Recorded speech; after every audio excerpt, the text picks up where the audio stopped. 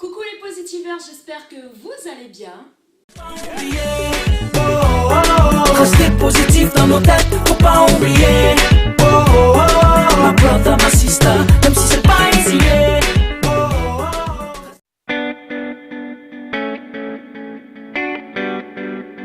Donc on se retrouve aujourd'hui pour ma deuxième vidéo sur la chaîne collaboration Six Positive Girl. Aujourd'hui je vais faire un tag. Donc j'ai été taguée il y a déjà pas mal de temps par Marion. Voilà, je pense que vous la connaissez déjà, hein, n'est-ce pas, parce qu'elle fait partie de cette chaîne collaboration. Donc j'ai été taguée par elle il y a déjà pas mal de temps, ainsi que par Cédric, des tutos de Cédric. Par faute de temps je n'ai pas pu filmer cette vidéo. Donc aujourd'hui je vais répondre aux questions du tag moi et les youtubeuses. Première question. Qu'est-ce qui te dérange chez certaines youtubeuses? Alors moi, ce qui me dérange chez certaines youtubeuses, donc il y en a une en particulier, mais je ne citerai pas son nom. C'est une grande youtubeuse parce qu'elle a plus d'1 million d'abonnés. C'était une personne que je suivais énormément, que je ne suis plus. Par contre, j'adore ses vidéos, j'adore le concept de sa chaîne. Mais voilà, ce que j'aime pas en elle, et il n'y a pas que elle, hein, il y en a d'autres aussi, quand vous les suivez sur, par exemple sur Snap, vous apercevez qu'à chacun de leurs snaps, c'est toujours la même chose. Ça fait du genre abonnez-vous, faut qu'on soit en tendance France, allez, faut qu'on fasse monter la vidéo en tendance, abonnez-vous, abonnez-vous, abonnez-vous, venez voir ma vidéo, elle est en ligne, n'hésitez pas à me laisser plein de pouces vers le haut. Donc à force c'est chiant, voilà.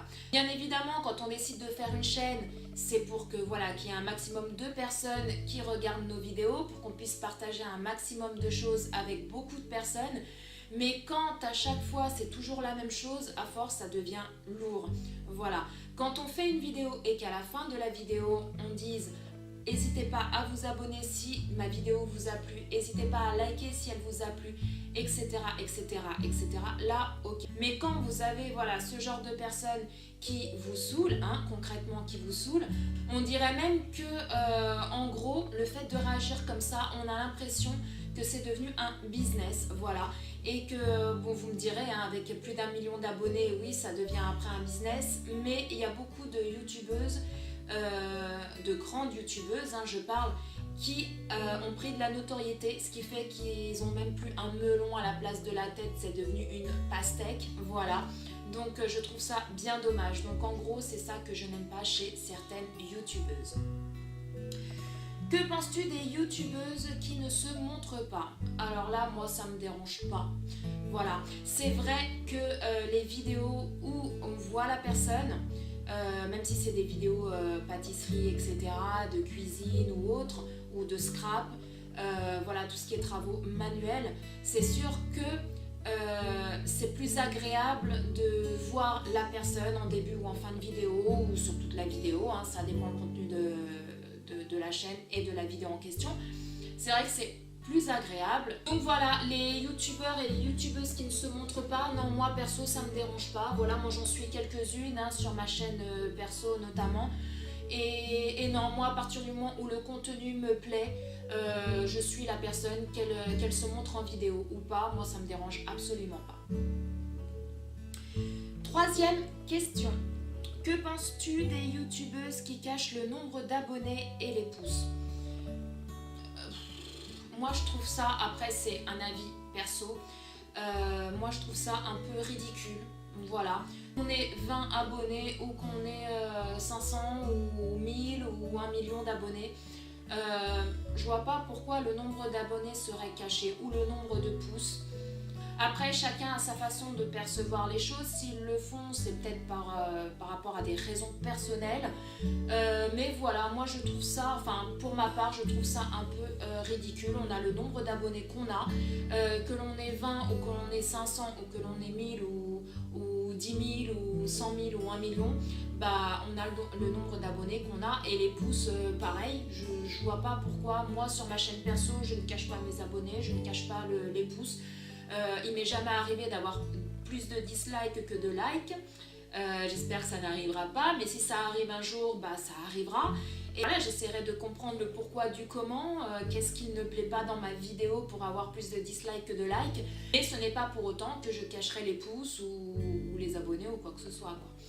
Donc voilà, mais après chacun est libre de faire ce qu'il veut. Voilà. 4e question. Pour toi, est-ce qu'une youtubeuse doit avoir du matos de folie pour être au top? Alors moi, je pense que pour démarrer une chaîne, c'est sûr que si vous avez un bon matos, c'est-à-dire une caméra avec une bonne qualité, des éclairages aussi, hein, tout dépend après de la luminosité que vous avez chez vous, je pense que vos vidéos seront plus agréables à regarder. Maintenant, au niveau budget, si vous n'avez pas forcément le budget voilà, pour acheter du bon matériel. Au jour d'aujourd'hui, on a tous des téléphones portables. Donc je pense que si votre téléphone a une qualité quand même assez bien, je pense que pour démarrer, vous n'avez pas besoin d'acheter un matériel de dingue. Juste avec votre téléphone, vous filmez vos vidéos et je pense que vos vidéos seront réussies.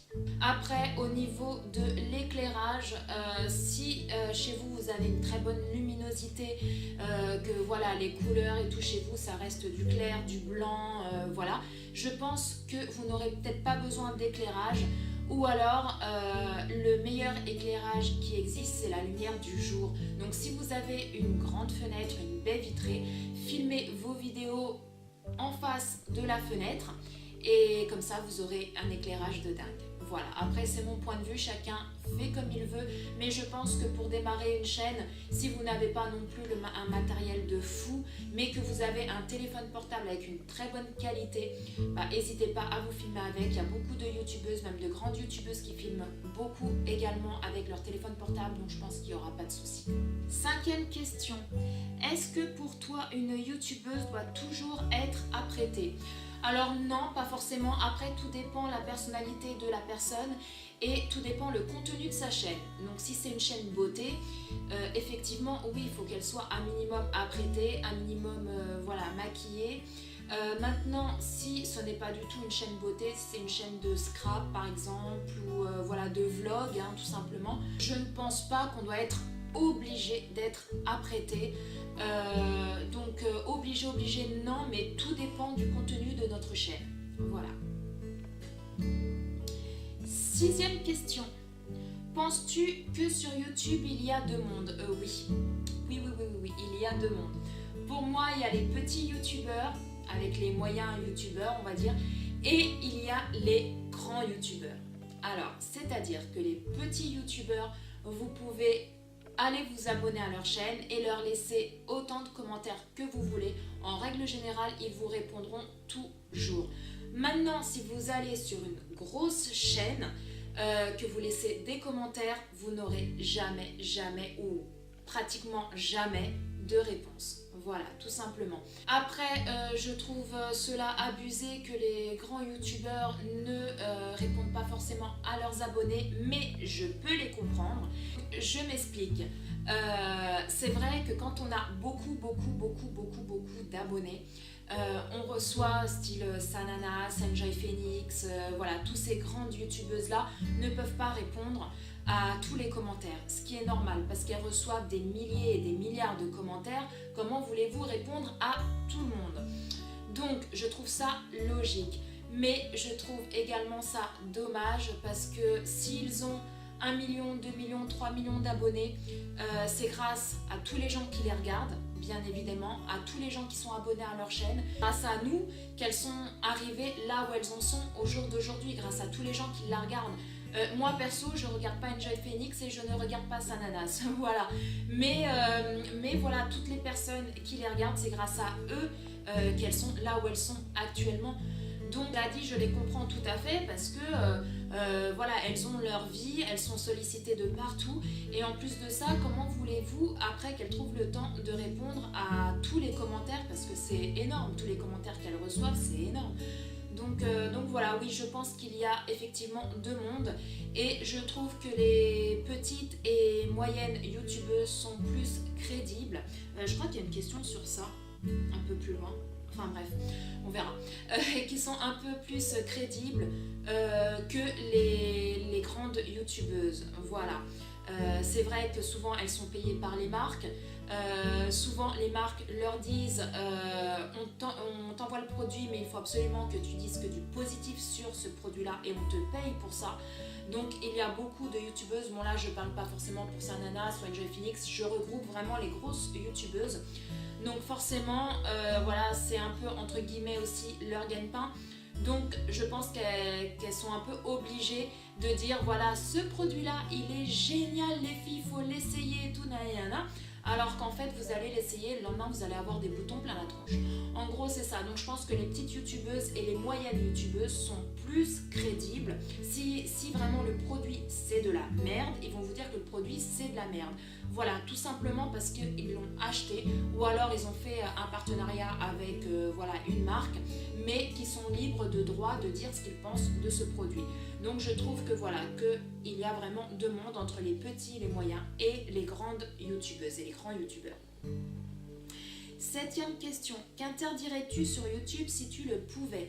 Alors moi, ce que j'interdirais sur YouTube, ça serait tous les jeunes de moins de 13 ans, qui, ouais, 12-13 ans, qui ont déjà une chaîne YouTube à eux propre. Moi, j'ai mes enfants qui font des vidéos avec moi sur ma chaîne perso et peut-être également sur cette chaîne collaboration, je ne sais pas encore. Mais sur ma chaîne perso, de temps en temps, ils font des vidéos avec moi, mais ça reste ma chaîne. Voilà. C'est moi qui gère les commentaires, c'est moi qui gère tout ce qui est en relation avec ma chaîne. Eux, ils font leurs vidéos avec moi, ils s'amusent, ils rigolent, mais voilà, ça reste là. Maintenant, des jeunes de moins de, on va dire 13 ans, qui ont une chaîne YouTube, pour moi, ils sont pas assez matures pour affronter cette vie-là, si je peux parler comme ça. Ils ont pas assez de mentalité à faire face aux mauvais commentaires, aux insultes, parce que c'est vrai que quand on commence à gagner de la notoriété, bah, les méchants commentaires arrivent, les insultes arrivent. Donc à cet âge-là, ils sont en préadolescence ou déjà en adolescence. Beaucoup ont du mal à se construire, ne trouvent pas leur voie, c'est pour ça que beaucoup font des vidéos sur YouTube, ça leur permet de se libérer.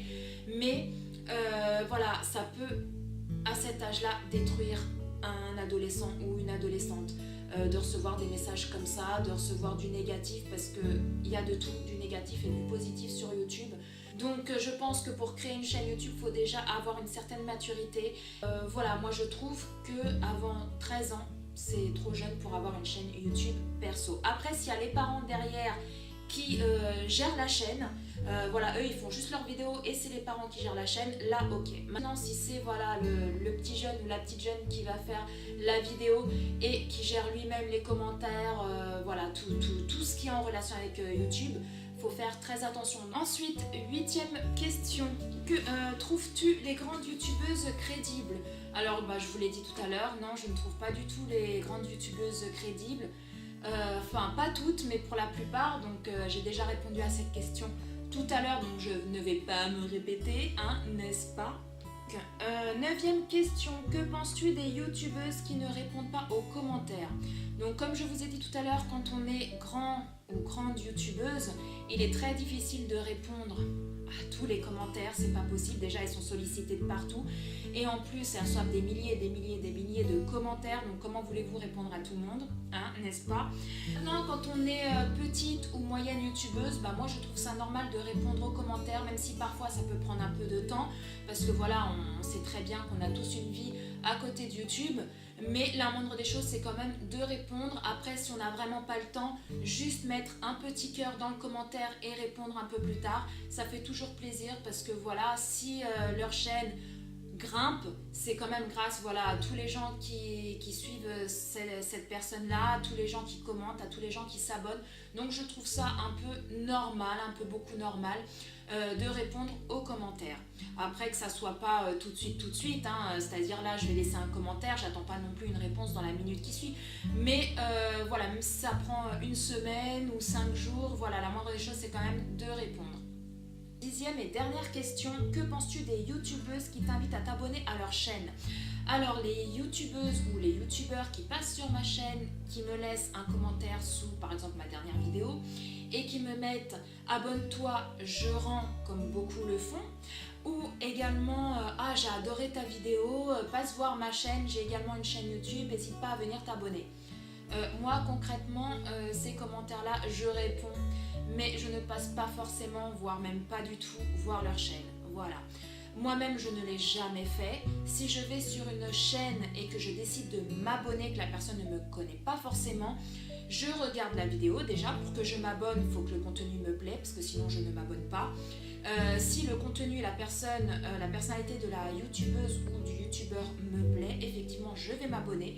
Je vais laisser un commentaire sous sa vidéo en disant, je sais pas, par exemple, si c'est une vidéo produit terminé, par exemple, bah, je vais commenter sa vidéo, dire si tel ou tel produit qu'il a mis en vidéo me plaît ou pas, si j'ai déjà testé ou pas, si je connais ou pas, si j'ai envie de le tester ou pas.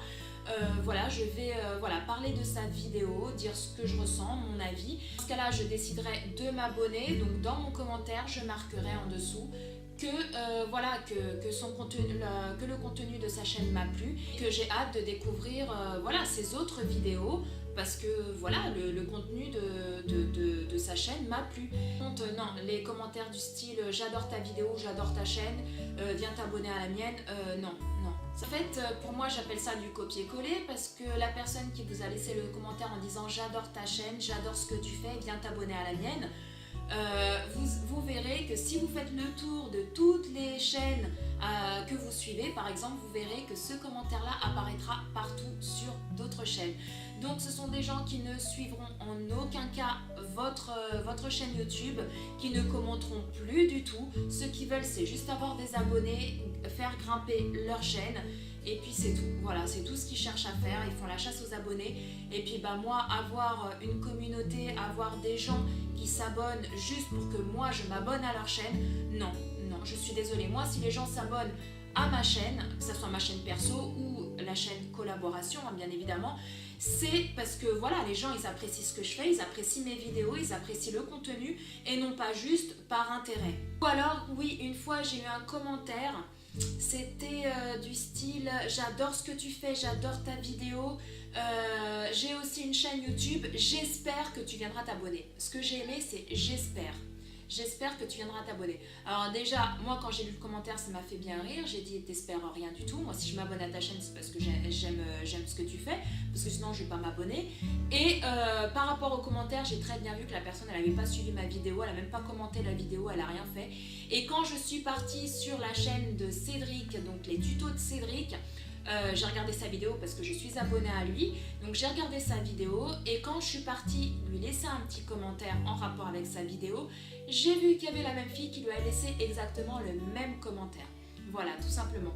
Donc ça, moi les gens comme ça, fallait que je tag des personnes, mais voilà, je vais pas taguer forcément des gens. En plus cette chaîne là vient d'être créée récemment. Donc voilà, elle démarre petit à petit. Donc si ce tag vous plaît et que vous ne l'avez pas encore fait, que vous avez une chaîne et que vous désirez le faire, bah faites-le et vous nous direz en commentaire comme quoi vous avez fait ce tag, et on viendra le voir avec grand plaisir. Sur ce les Positivers, ma vidéo est enfin terminée. J'espère qu'elle vous a plu. Si c'est le cas, lâchez-nous plein de likes en bas de la vidéo, le petit pouce vers le haut. N'hésitez pas à vous abonner si le cœur vous en dit et si nos vidéos vous plaît. Sur ce, je vous embrasse très fort, et je vous dis à vendredi prochain pour une nouvelle vidéo. Ciao! I mean, we look so good, but it can be so dangerous. You put me in the right mood.